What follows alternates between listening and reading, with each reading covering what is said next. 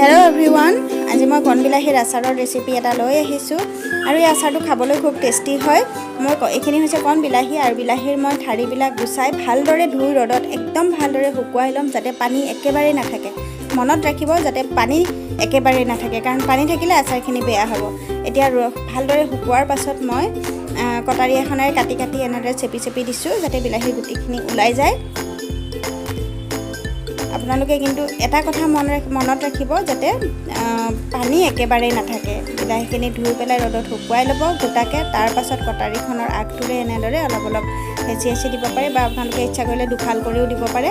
আৰু মই জলকীয়াও লৈছোঁ, জলকীয়া 10টামান জলকীয়াও লৈছোঁ মই আৰু অলপ নহৰু লৈছোঁ। নহৰু দিলে আচাৰখিনি খাবলৈ খুব সোৱাদ হয় আৰু এই বিলাহী আচাৰটো খাই ইমান ভাল লাগিছিলে।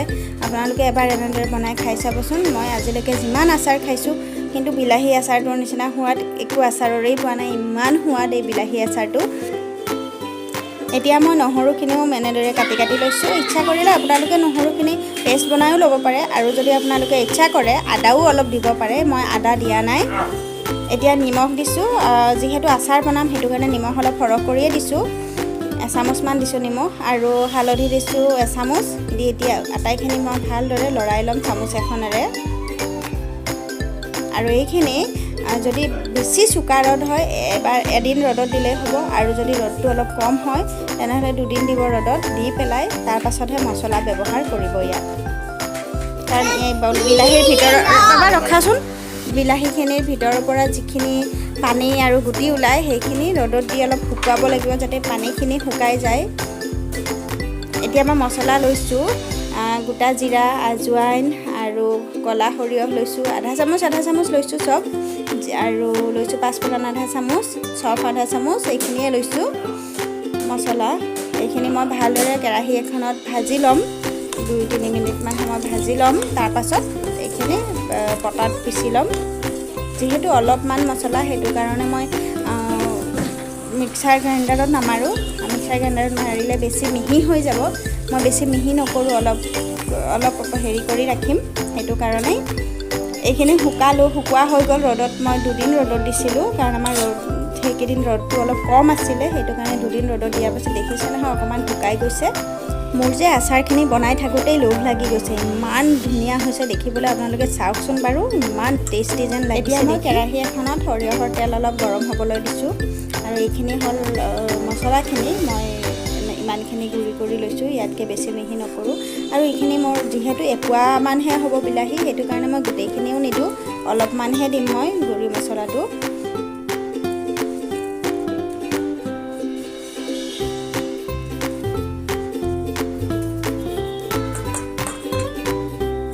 এতিয়া চামুচখনেৰে মছলাখিনি ভালদৰে মই মিলাই ল'ম।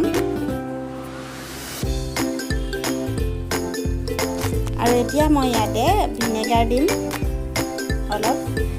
ভিনেগাৰ মই 3 চামুচমান দিম। মই এনেই আন্দাজমতে দিছোঁ কিন্তু জুখি পেলাই দিলে 3 চামুচমান দিলেই হৈ যাব। ভিনেগাৰ দিলে অলপ টেঙা টেঙা লাগিব খাই আৰু 6-7 মাহমানলৈকে ভালে থাকিব সেইটো কাৰণে ভিনেগাৰ দিব আপোনালোকে। আৰু ভিনেগাৰ নিদিয়াকৈও বনাব পাৰে কিন্তু ভিনেগাৰ নিদিলে খুব বেছি 2 মাহমানহে খাব পাৰিব সেইটো কাৰণে। এতিয়া ভিনেগাৰ দি পেলাইও মই মিলাই ল'লোঁ। এতিয়া মই সৰিয়হৰ তেলখিনি গৰম হৈ গ'ল। এইখিনি ঠাণ্ডা হোৱাৰ পাছতহে মই ইয়াত ব্যৱহাৰ কৰিম। ঠাণ্ডা হোৱাৰ পিছত মই সৰিয়হৰ তেলখিনি দি দিছোঁ ইয়াতে ঢালি দি পেলাই ভালদৰে মিলাই পেলাই এইখিনি আৰু 2-3 দিনমান ৰ'দত দি তাৰপাছত আপোনালোকে আইনাৰ বটল এটাত ভৰাই পেলাই আৰামছে 6-7 মাহলৈকে খাব পাৰিব।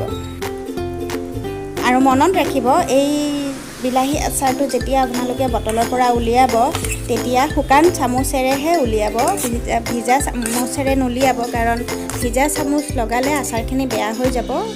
পানী কেতিয়াও লগাব নালাগে আচাৰত। এই কথাটো আপোনালোকে মনত ৰাখিব। এতিয়া মই বটল এটাত ভৰাই পেলাই এইখিনি আৰু 2-3 দিন ৰ'দত দি দিম, তাৰপাছত খাব পৰা হৈ যাব। যদি আজি ৰেচিপিটো ভাল লাগিলে তেনেহ'লে প্লিজ এটা লাইক কৰিব, লগতে শ্বেয়াৰ কৰিব আৰু যদি কোনোবা নতুন ভিউৱাৰ্ছে চাই আছে প্লিজ চেনেলটো ছাবস্ক্ৰাইব কৰি পেলাই কাষতে থকা বেল আইকনটো প্ৰেছ কৰি অল কৰি ল'ব যাতে মোৰ আহিবলগীয়া সকলোবোৰ ভিডিঅ' ন'টিফিকেশ্যন পাই যায়। ভিডিঅ'টো চোৱাৰ বাবে বহুত বহুত ধন্যবাদ।